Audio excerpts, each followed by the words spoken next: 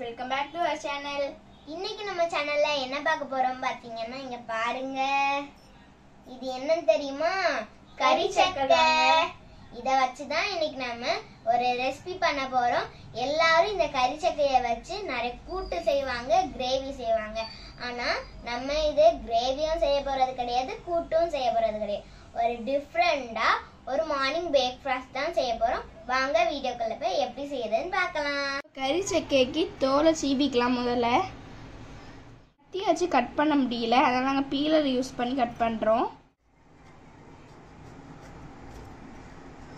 இப்போட நாங்கள் கொஞ்சம் தரையே கட் பண்ணிட்டோம். இப்போ கொஞ்சம் தான் இருக்குது. இப்போ வந்து ஃபுல்லாக நம்ம தோலை சீவி எடுத்துக்கிட்டோம். இப்போ நம்ம ரெண்டாக வெட்டிக்கலாம். ரெண்டாக வெட்டின பிறகு திருப்பியும் ரெண்டாக வெட்டிக்கிட்டு நடுவில் ஒரு தண்டு இருக்கும், அது நம்மளுக்கு வேண்டாம். அதனால் நம்ம எடுத்து தூர போட்டுக்கலாம். இந்த தண்டை வெட்டி எடுக்கும் போது கொஞ்சம் ஹார்டாக தான் இருந்தது. நம்ம தண்டை வெட்டி முடித்த பிறகு சின்ன சின்ன ஸ்லைஸாக கட் பண்ணி எடுத்துக்கலாம். உங்களுக்கு தேவைன்னா இதை விட கொஞ்சம் பெரிய பீஸாக கூட கட் பண்ணிக்கலாம். நாங்கள் இதை விட கொஞ்சம் குட்டியாக தான் கட் பண்ணுறோம். பாருங்கள், நம்ம கட் பண்ண ஸ்லைசஸ் எல்லாத்தையும் ஒரு பவுலில் கொஞ்சம் தண்ணி எடுத்துக்கிட்டு அதுக்குள்ளே போட்டுக்கோங்க. இப்போ கறிச்சக்கையை வெட்டி முடிச்சாச்சு. இன்னொரு பவுலுக்கு கறிச்சக்கையை ட்ரான்ஸ்ஃபர் பண்ணி கொஞ்சம் தண்ணியும் விட்டு நம்ம அடுப்பில் வேக வச்சுக்கலாம். கொஞ்சம் சால்ட்டும் போட்டுக்கோங்க.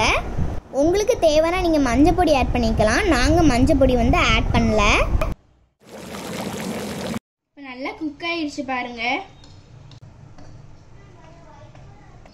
நம்ம அடுப்புலேருந்து வடிச்சு எடுத்துக்கலாம் தண்ணியை. இப்போ கறி சக்கையை ட்ரைன் பண்ணி எடுத்தாச்சு. ஒரு கடாயில் கொஞ்சம் எண்ணெய் எடுத்து கொஞ்சம் கடுகு, வத்தல், கறி லீவ்ஸ் போட்டு கொஞ்சம் வறுத்து எடுத்துக்கிட்டு கறி சக்கைக்கு மேலே ஊற்றிக்கலாம்.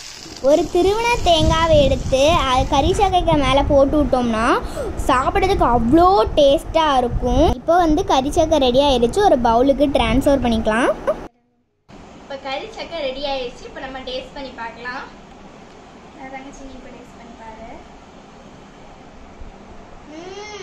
ரொம்ப சூப்பரா இருக்குது. இந்த கறி சக்கை கொடுத்து எங்களுக்கு லதா ஆண்டி அவங்க வீட்ல இந்த கறி சக்கை காய்ச்சிச்சு. அவங்க ரொம்ப கொடுத்ததுக்கு ரொம்ப ரொம்ப தேங்க்ஸ். இந்த கறி சக்கையை எது கூட வச்சு சாப்பிட்டாலும் ரொம்ப டேஸ்டா இருக்கும். இப்போ நாங்க மட்டன் சுக்கா வச்சு தான் சாப்பிட்டோம். ரொம்ப ரொம்ப டேஸ்டா இருந்துச்சு. உங்க வீட்ல எது இருக்கோ அது கூட வச்சு நீங்க ட்ரை பண்ணி பாத்தீங்கன்னா ரொம்ப ரொம்ப டேஸ்டா இருக்கும். நீங்க பிளெயினா வச்சு சாப்பிட்டாலும் சூப்பரா இருக்கும். நீங்க சுகரை வச்சு சாப்பிட்டாலும் ரொம்பவே டேஸ்டா இருக்கும். கறிச்சக்கைய குழம்பு வச்சு சாப்பிட்டா சில பேருக்கு பிடிக்காது.